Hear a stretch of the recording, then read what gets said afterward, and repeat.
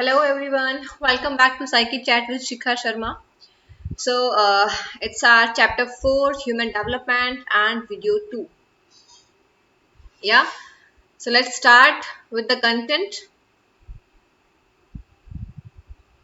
All right.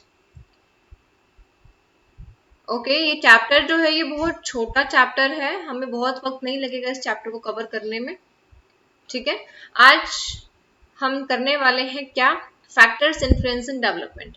In our previous chapter we have done with the introduction part of development. Development क्या है, evolution क्या है, maturation क्या है, बहुत सारे टर्म्स को हमने अंडरस्टैंड किया था. ग्रोथ और डेवलपमेंट में डिफरेंस क्या है, that also we have done. So now we are doing factors influencing development. Alright. अब जो फैक्टर्स हैं जो डेवलपमेंट को इन्फ्लुएंस करते हैं वो ऐसे कौन सी चीजें हैं, तो स्टार्ट करें. सबसे पहली चीज है डेवलपमेंट को इन्फ्लुएंस करने वाली heredity. What we are carrying from our ancestors और हमारे पेरेंट्स से हमने क्या चीजें हमारे जेनेटिक कोड्स में कैरी करी हैं. That is the way much important thing. उसके बाद नेक्स्ट चीज आती है हमारा एनवायरमेंट, यानी कि वो चीजें जो हम अपने जीन्स में कैरी कर रहे हैं, वो चीजें जब प्रैक्टिकल वर्ल्ड में आके, फिजिकल वर्ल्ड में आके जब वो इंटरैक्ट करती हैं हमारे एनवायरमेंट से, तो कैसा क्या उनका रिस्पॉन्स होता है, that is we are going to discuss over here. Alright, so let's read it.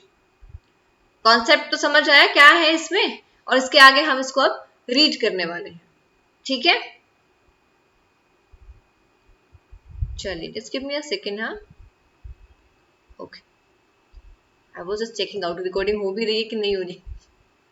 नहीं, this has happened with me once. What I did ना, I started the recording का button and then I pressed that button, but वो press नहीं हुआ. पूरी class मैंने ले ली, आधे घंटे तक मैं उसको पढ़ा रही हूँ, लेक्चर ले रही हूँ, कंप्लीटली डिफाइन कर रही हूँ चीजों को, एंड देन आई सो कि तो रिकॉर्ड ही नहीं हुआ है. मतलब वो इतना बुरा एक्सपीरियंस था. मैंने कहा क्या, व्हाट वाज दैट. और उस वक्त मेरे पास वक्त भी नहीं था कि मैं वापस से दोबारा उसको रिकॉर्ड कर पाऊँ, तो I skip that video and I literally उसको मैंने नेक्स्ट डे रिकॉर्ड किया था. ऐसा भी होता है. तो मैं बस क्रॉस चेक कर रही थी, रिकॉर्डिंग स्टार्ट हो गई है ना. चलिए करते हैं हम शुरू अपने टॉपिक को. Just give me a second. हाँ, okay. So, heredity explains the mechanism for transmission of characteristics by every species from one generation to the next. Heredity है क्या? हेरिडिटी वो मैकेनिज्म को एक्सप्लेन करता है जिससे कि ये जो हमें बताता है, क्या बताता है कि एक जनरेशन से दूसरे जनरेशन तक कौन सी कैरेक्टरिस्टिक्स जो है वो ट्रांसमिट हुई है, चेंज हुई है, ट्रांसफर हुई है. ठीक है. So we inherit genetic codes from our parents, which are in every cell of our body. तो क्या होता क्या है ये, हम अपने पेरेंट्स से जेनेटिक कोड को कैरी करते हैं. वो कोड जिसको हम डीएनए बोलते हैं, वो हमारी बॉडी के एक एक सेल के अंदर होता है. यस, आप यहां से अपनी स्किन निकालेंगे, आपकी स्किन की एक एक सेल के अंदर भी वो डीएनए प्रेजेंट है. वो कोड हम कैरी करते हैं फ्रॉम आवर पेरेंट्स. ठीक है, और हमारे पेरेंट्स ने कहां से कैरी किया, वो उन्होंने उनके पेरेंट्स से कैरी किया. ठीक है. आवर जेनेटिक कोड्स आर, मेरा ना कर्सर गुम हो जाता है कई बार, क्योंकि ये स्क्रीन के ऊपर ना बहुत छोटी डॉट है और मैं कंफ्यूज रहती हूँ कि किधर है, दिखता ही नहीं है. Our genetic codes are alike in one important way. They contain human genetic code. हम सब के, ह्यूमन बींग्स के, होमो सेपियंस के जो जेनेटिक कोड्स हैं वो एक तरीके से एक जैसे हैं, यानी कि उनके अंदर सिर्फ एक ही सिमिलैरिटी है कि वो ह्यूमन जेनेटिक कोड है. यानी कि कोई भी फर्टिलाइज्ड एग है तो वो फर्टिलाइज्ड एग एक ह्यूमन बेबी ही बनेगा. वो एलिफेंट का, बर्ड का, माउस का, कुत्ते का, बिल्ली, कोई और ऐसे बच्चा नहीं बनेगा, वो ह्यूमन बेबी ही बनेगा. That is the similarity in each and every genetic code जो ह्यूमन बींग्स ट्रांसफर करते हैं। Got it? समझ आया? ठीक है। अब हमें दो टर्म्स बहुत इंपॉर्टेंट है, जीनोटाइप एंड फिनोटाइप। जीनोटाइप क्या होता है?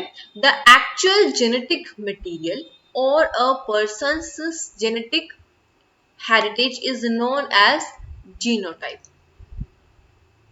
जो एक्चुअल जेनेटिक मटेरियल है वो हमारा जीनोटाइप होता है। यानी कि आप एक्सट्रोवर्ट है कि इंट्रोवर्ट है वो कौन बताएगा? हमारा जीनोटाइप बताएगा। या अब इस चीज को मैं थोड़ा और अच्छे से एक्सप्लेन करूंगी। जस्ट फर्स्ट इसको हम रीड करते हैं, फिर हम उसको और अच्छे से अंडरस्टैंड करेंगे। हाँ, नेक्स्ट अभी नेक्स्ट स्लाइड में, डोंट वरी। फिनोटाइप क्या होता है? Phenotype is the way an individuals genotype expressed in observable and measurable characteristics। यहाँ पे measurable की स्पेलिंग गलत हुई है, टाइपोलॉजिकल एरर है। I used to do sometimes verbal typing, तो ये उसका रिजल्ट है। ठीक है, चले। फिनोटाइप क्या होता है? जब हमारा जीनोटाइप, हमारा जेनेटिक कोड हमारे इन्वायरमेंट से इंटरैक्ट करता है तो वो एक ऐसी कैरेक्टरिस्टिक्स में चेंज हो जाता है, कन्वर्ट हो जाता है, which are observable and measurable. ठीक है, उस चीज को हम कहते हैं phenotype. Alright, of course DNA तो सामने एक्सप्रेस नहीं हो सकता ना।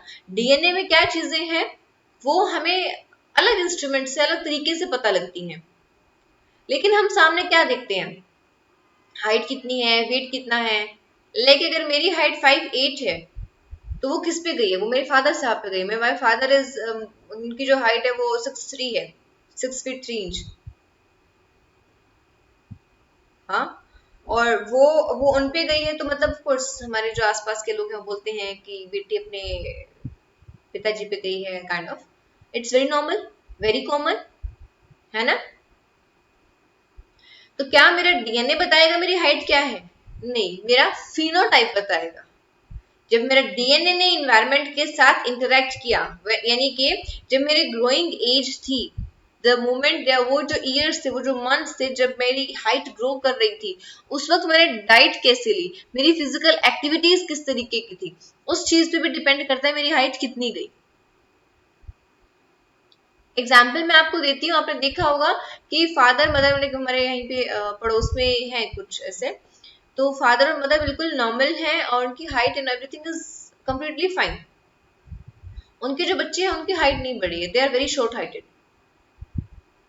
उनके साथ है कुछ, उनकी जेनेटिक प्रॉब्लम है कि क्या है, वो 3-4 भाई बहन है और उन 4 में से मे बी 3 जो है वो बहुत शॉर्ट हाइट, मतलब इट्स नॉट लाइक नॉर्मल एक होता है कि 5'2", 5'2", 5'3" कुछ ऐसी हाइट हो, नहीं, they are literally 4 feet 4.5 feet. तो इतनी छोटी उनकी हाइट है। तो they had some genetic problem. और फादर और मदर को अगर हम देखते हैं तो दे आर कम्प्लीटली फाइन, उनकी हाइट अच्छी है, उनकी हाइट जो एवरेज ह्यूमन बीइंग की हाइट होनी चाहिए वो है। तो वो चीजें क्या है? अब जो भी है जेनेटिक प्रॉब्लम है तो वो उनकी हाइट उतनी ही बढ़ी, लेकिन जेनेटिक में भी अगर वो जीनोटाइप जो है वो आपको फ्रीडम दे रहा है आपकी हाइट को ग्रो करने की। आप मैक्सिमम आप 6.5 तक भी जा सकते हैं, लेकिन आप नहीं जाते। क्यों नहीं जा पाते हैं? क्योंकि जब आपका ग्रोइंग एज है उस वक्त आप डाइट अच्छी नहीं लेते हैं, फिजिकल एक्टिविटीज नहीं करते हैं, you are just lie down on the bed and sleeping and on the couch, enjoy कर रहे हैं टीवी को, मोबाइल फोन को। तो इन दैट केस आपकी हाइट उतनी अच्छी नहीं होगी। वहीं पे अगर पेरेंट्स की हाइट एवरेज है बट जब बच्चे की ग्रोइंग एज है तो बच्चा उस वक्त डाइट अच्छी ले रहा है और वो गेम्स वगैरह फिजिकल एक्टिविटीज काफी कर रहा है, तो बच्चे की हाइट होगी, डेफिनेटली होगी। यस, सो वो चीजें भी डिपेंड करती हैं। Got it? तो जीनोटाइप क्या करता है? जीनोटाइप हमारी ग्रोथ के लिए एक बॉर्डर बना देता है, एक आउटलाइन बना देता है। अगर इंडिविजुअल के अंदर कैपेबिलिटी है कि वो बहुत एक्सेल कर सकता है और उसको इन्वायरमेंट वैसा नहीं मिलता है, तो वहां पे जीनोटाइप भी कुछ नहीं कर सकता। आपका डीएनए, आपका जेनेटिक मटेरियल कुछ नहीं कर पाएगा, बिकॉज आपका इन्वायरमेंट वैसा नहीं है। वहीं पे अगर जीनोटाइप ही ऐसा है कि जो इंडिविजुअल है, जो बच्चा है, जो स्टूडेंट है, वो एवरेज है, और आप उसको कितने अच्छे अच्छे ट्यूशंस दें, कितने बेस्ट प्रोफेसर्स, बेस्ट टीचर्स उनको पढ़ाएं बच्चे को, वो उतना उससे ज्यादा एक लिमिट तक ही वो एक्सप्लोर कर सकता है, उसके बाहर वो नहीं जा सकता। तो जेनेटिक मटेरियल या हेरिडिटी क्या है, वो एक लिमिट सेट करती है बच्चे के चारों तरफ। ठीक है, आप उस लिमिट से थोड़ा ही ऊपर जा सकते हैं, अगर आप बहुत ट्राई करते हैं तो उसके बियॉन्ड आप नहीं जा सकते। तो जो भी हम हैं, व्हाट वी आर, कि हमारे जीनोटाइप ने, हमारे जेनेटिक मटेरियल ने, हमारे जेनेटिक कोड ने इन्वायरमेंट से किस तरीके से इंटरैक्ट किया, that is which is visible in any individuals personality. Got it? Phenotype include traits such as the height, weight, eye and skin color. हम, हमारी हाइट कितनी है, हमारा वेट कितना है, हमारी आईज का कलर कैसा है, स्किन का कलर कैसा है, वो क्या है, फिनोटाइप है। ठीक है, इसके अलावा जो कुछ साइकोलॉजिकल कैरेक्टरिस्टिक्स होती हैं वो भी, जैसे हमारी इंटेलिजेंस, क्रिएटिविटी, पर्सनैलिटी, ये भी हमारे जीनोटाइप पे और हमारी पर्सनैलिटी पे, हमारे इन्वायरमेंट पे चीजें ये सब डिपेंड करती हैं। ठीक है, चलिए नेक्स्ट चले। Okay, observable characteristics of an individual are the result of interaction between persons, inherited traits and environment. जो हमारी ऑब्जर्वेबल पर्सनैलिटी है, हमारी हाइट, वेट, स्किन कलर, हमारी इंटेलिजेंस, हमारी क्रिएटिविटी और हमारी एबिलिटीज जो हैं, वो क्या है बेसिकली, वो हमारी इनहेरिटेड ट्रेट्स ने, हमारे जीनोटाइप ने किस तरीके से इन्वायरमेंट से डील किया, हमारे फिनोटाइप का क्या मतलब हुआ, वही बताती हैं। इनडायरेक्टली हमारा फिनोटाइप क्या है, कि हमारा जीनोटाइप हमारा किस तरीके से इन्वायरमेंट से डील करता है। Got it? It is the genetic code which predisposes a child to develop in a particular way. हमारा जीनोटाइप बताता है कि बच्चा किस तरीके से, किस एक प्रीडिस्पोज का मतलब क्या हो गया, कि वो पहले ही प्रिडिक्ट कर सकता है एक तरीके से कि बच्चे का जो नेचर है, बच्चा मतलब कैसा होगा, हाइट लंबी होगी नहीं होगी, तो उसके लिए आपको डीएनए चेक कराना पड़ेगा। ठीक है, अच्छा आप मुझे एक बात बताएं, जब भी कोई मदर प्रेग्नेंट होती है तो उस बच्चे के जीन्स का डीएनए का टेस्ट होता है। टेस्ट क्यों होता है? डीएनए का टेस्ट इसलिए होता है कि जो बच्चा वूम के अंदर है वो कंप्लीटली फाइन है या नहीं है, उसकी हाइट, वेट वगैरह में कोई ऐसी परेशानी तो नहीं है, कोई उसको जेनेटिक डिसऑर्डर तो नहीं है। बहुत सारे डिसऑर्डर्स होते हैं जो क्रोमोसोम्स में डिस्पेयरमेंट की वजह से होते हैं, जैसे कि डाउन सिंड्रोम, जो हमारा क्रोमोसोम नंबर 21 है उसमें ट्राइसोमी होती है, उसकी वजह से डाउन सिंड्रोम होता है, तो इट्स अ जेनेटिक डिसऑर्डर। अगर वो बच्चे के अंदर है तो वहां पे जो डॉक्टर्स हैं वो बच्चे के बारे में कंप्लीटली बता देते हैं कि देखो इस तरीके से सिचुएशन है, आप बच्चा चाहते हैं या बच्चे को अबॉर्ट कराना है, बिकॉज चाइल्ड, ऑफ कोर्स ऐसे बच्चों को कोई भी पेरेंट्स दुनिया में नहीं लाना चाहते हैं, बिकॉज दुनिया में आएगा, जब तक वो बच्चा सरवाइव करेगा तब तक वो परेशान ही होगा।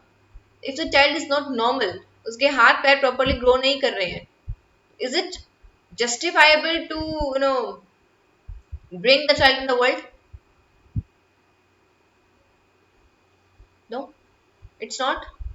आप of course एक लिविंग बीइंग को आप फिर परेशान करने वाले हैं ना, तो इसलिए जो डॉक्टर्स हैं वो जेनेटिक्स की जो भी उनकी डीएनए होता है बच्चे का, उसको टेस्ट करते हैं इन द वूम इटसेल्फ। वो होता है इनिशियली 4 मंथ्स में, अगर कोई परेशानी है तो बच्चे को वहीं पे अबॉर्ट कर सकते हैं। ठीक है, ओके।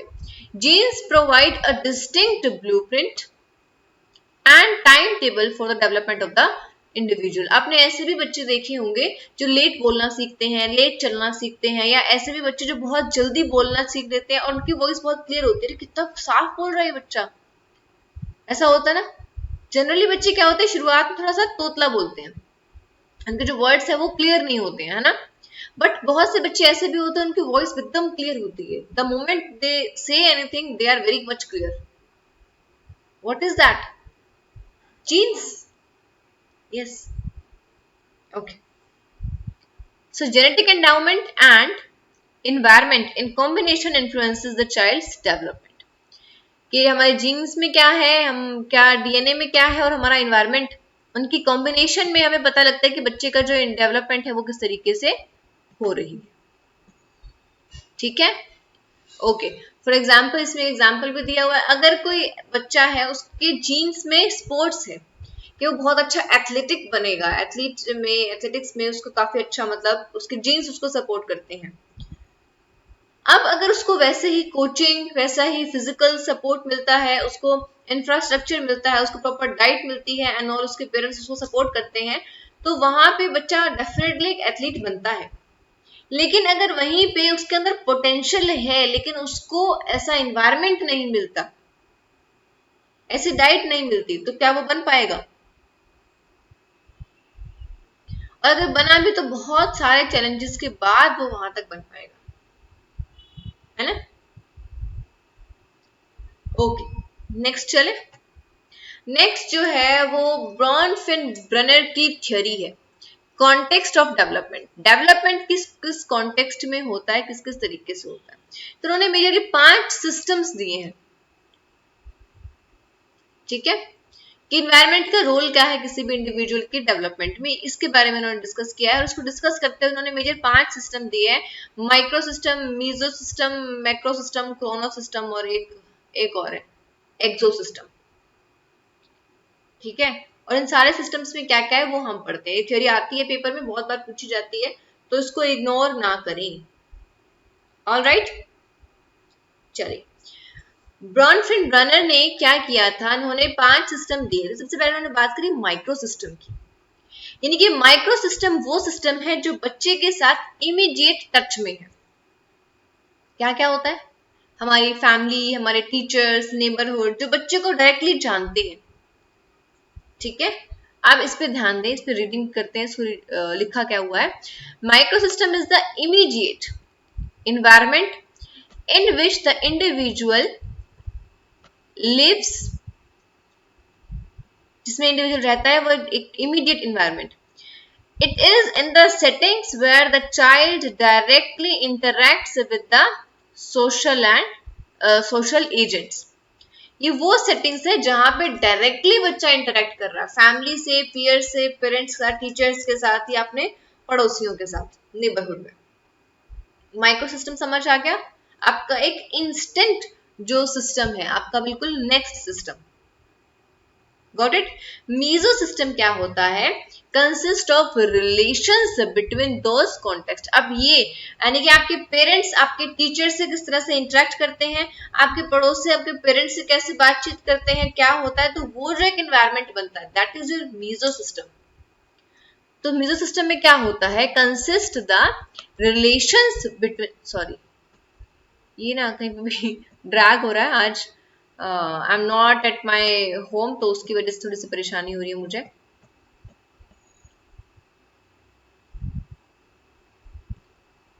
ठीक है. और देखते हैं कब तक रहेगी. मंडे को जो वीडियो पोस्ट होगी उसमें सब चीजें नॉर्मल होंगी. ठीक है. Okay. Meso system consist of relations of this context. All right. I think I should not use it. नहीं हो रहा वो मुझसे अभी, चले छोड़े. समझ आएगा. म्यूजिक सिस्टम में क्या होता है कि आपके मे बी आपके अगर आप अडोलसेंस हैं तो आपके फ्रेंड्स और आपके पेरेंट्स में किस तरह का इंटरेक्शन है, that is your meso system. All right. चलो. एक्सो सिस्टम क्या होता है, हाँ ये सीक्वेंस में याद रखना है, मैंने सीक्वेंस में नहीं बोला था बट आपको इसको सीक्वेंस में याद करना है. एक्सो सिस्टम क्या है, exosystem includes events in social settings where child does not participate directly but they influence the child's experiences. वो सिस्टम, वो इवेंट्स इन सोशल सेटिंग, हमारे सोशल सेटिंग में हमारे आसपास होने वाले वो इवेंट्स जिसमें कि बच्चा डायरेक्टली तो पार्टिसिपेट नहीं करता है, does not directly participate directly, but they influence the child's experiences और इन द इमीडिएट कॉन्टेक्स्ट। अब जो इमीडिएट कॉन्टेक्स्ट है यानी कि टीचर्स, पेरेंट्स, नेबरहुड, आपके फ्रेंड्स, इन चारों को आप एक साथ देख रखें। इनके बीच में आपस में कुछ बन रहा है, जैसे कि सपोज आपके पेरेंट्स की आपस में नहीं बन रही है, या फिर आपके जो है पेरेंट्स आपके फ्रेंड्स को लाइक नहीं करते हैं, बट आपके फ्रेंड्स आपके लिए बहुत इंपॉर्टेंट है, तो आप बीच में परेशान होंगे, है ना। नेबरहुड में कोई झगड़ा चल रहा है, आप डायरेक्टली उसमें इन्वॉल्व नहीं है, यू आर अ चाइल्ड, आपको कोई इन्वॉल्व नहीं करता, आपसे कोई पूछता नहीं है क्या हो रहा है क्या नहीं हो रहा है, but still you are getting influenced by that, तो वो इवेंट्स इसमें आते हैं। Got it. For example, the transfer of father और मदर में cause tension among the parents, उसकी वजह से पेरेंट्स के बीच में टेंशन आ गई है, which might effect there interaction with the child, जो कि एक बच्चे के जो इंटरेक्शन है उसको इन्फ्लुएंस करते हैं। ठीक है, okay. Next, macro system. Macro system क्या बोलता है? Includes the culture in which the individual lives. जो हमारा कल्चर है हमारे आसपास का, वो होता है मैक्रो सिस्टम, हम जिस कल्चर में रहते हैं। Like if I am living in a culture जहाँ पे सलवार कमीज या सूट पहनना या साड़ी पहनना is more preferable, that influence my personality, right. In the same way, अगर कोई ऐसी जगह पे रहता है जहाँ पे जो मेल है वो ज्यादातर खेती करते हैं, उनके अलावा या फिर गाय भैंस रखना, डेयरीज होना, ये सब, ये इस तरह के जो काम करते हैं, तो वो कल्चर है ना, वो कल्चर आपको इन्फ्लुएंस करता है, आपकी सोच को इन्फ्लुएंस करता है, आप कितना ग्रो अप करना चाहते हैं, वहां से शिफ्ट करना चाहते हैं कि नहीं चाहते, बहुत सारी चीजों को वो इन्फ्लुएंस करता है। That is your macro system, it's not micro, it's macro. पता नहीं कुछ चीजें हैं, आई थिंक वर्बल टाइपिंग की वजह से कंफ्यूजन इसमें हुई है, 2-3 चीज जगह मैं नोट कर चुकी हूँ मिस्टेक्स। चलिए, last is Chrono system. Chrono system involves events in the individuals life, वो इवेंट्स किसी भी इंडिविजुअल की लाइफ में, लाइफ कोर्स में, जिंदगी में एक बार होने वाले इवेंट्स, और socio historical circumstances of the time, यानी कि ऐसी चीजें जो आपकी लाइफ में एक बार हो सकती हैं या 2 बार हो सकती है। जैसे पापा का कोई बिजनेस में लॉस हो गया, आप बहुत रिच थे, सडनली आप एकदम मिडिल क्लास से भी डाउन आ चुके हैं, खाने पीने के लिए आपके पास पैसे नहीं है, क्रोनो सिस्टम। ऑलराइट, सी हम डेवलपमेंट की बात कर रहे हैं, तो ऐसा नहीं है कि आपके बाहर के लोग और डिफरेंट डिफरेंट सिस्टम्स आते जाएंगे, पहले इनिशियली पेरेंट्स हैं, फिर आपके टीचर्स आएंगे, फिर पड़ोसी आएंगे, ऐसा नहीं होता है इसमें। इस सिस्टम में इन्होंने लाइफ के इवेंट्स का एक सिस्टम बनाया है। क्रोनो सिस्टम में वो इवेंट्स है जो कभी कभार किसी किसी की लाइफ में होते हैं, और वो चीजें जो इंसान को बहुत अंदर तक हिला देती हैं, किसी लव्ड वन की डेथ हो गई है या ऐसा कुछ है, तो that comes under Chrono system. Alright, ये ब्रनफिल्ड ब्रनर की थ्योरी हो गई है। इसके बाद हम एक टॉपिक और डिस्कस करेंगे, दुर्गानंद सिन्हा का ecological model. That is it, ये हमारा लास्ट पार्ट है आज का। Alright, okay. So ecological model में क्या लिखा है, इन्होंने मेजरली क्या बात करी, 2 को-सेंट्रिक लेयर, सेंटर को-सेंट्रिक मतलब सेंटर उनका एक ही है, उसके चारों तरफ एक लेयर एंड देन दूसरी लेयर, 2 लेयर्स हैं, को-सेंट्रिक है, एक ही सेंटर है। ठीक है, upper layer and lower layer. See, this is upper layer and this is lower layer. Upper layer के 3 पार्ट्स हैं, first one is home, then schooling and then peers, यानी कि अगेन आपके डायरेक्ट कनेक्शन में। और लोअर लेयर में भी 3 parts हैं, जनरल जियोग्राफिकल एनवायरनमेंट, कि आपके जहां पे रहते हैं आपके वहां पे एरिया कैसा है, या फिर second is institutional settings and then general amenities. ठीक है, बहुत सिंपल है, बहुत सिंपल है, इसको 2 से 3 मिनट लगेंगे इसको एक्सप्लेन करने में, उससे ज्यादा टाइम नहीं लगेगा। होम में क्या होता है कि आपके घर में स्पेस कितना है, ओवर क्राउडिंग तो नहीं, यानी कि एक ही कमरे के अंदर 10-10 लोग तो नहीं रहते हैं, प्रॉपर खुला स्पेस है या नहीं है, दैट इज होम।